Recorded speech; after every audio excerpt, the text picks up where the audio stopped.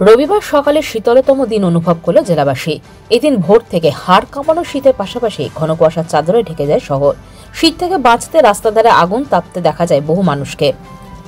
তারা জানিয়েছেন রবিবার এই মরশুমে সবচাইতে শীতলতম দিন। আবহাওয়া দপ্তর সূত্রে খবর অনুযায়ী আগামী কয়েকদিন জাঁকিয়ে পড়বে শীত। বেশি আছে কিন্তু বাতাসটা নাই, এটা একটু রক্ষা, এটা অনেক ভালো আছে। কুয়াশা আছে প্রচুর, খুব বেশি। ঠান্ডা থেকে বাঁচতে কি করছেন? আগুন থেকে বাঁচতে আমরা আগুন তাপছি। পাথর ছাড়াই প্রতিকার সম্ভব। মালদার প্রাচীনতম ভৃগু বংশ জ্যোতিষী পণ্ডিত এস শাস্ত্রী। দাম্পত্য সমস্যা, বিবাহে বাধা, ব্যবসায় অবনতি, পরীক্ষায় অকৃতকার্যতা, ভাগ্য গণনা, গোষ্ঠী বিচার, ঠিকুচি গোষ্ঠী এবং মৃত্যু ছাড়া সকল সমস্যার সমাধানের জন্য যোগাযোগ করুন জগদম্বা জ্যোতিষ কেন্দ্র, বিবেকানন্দ স্কুলের পাশে, মালদা।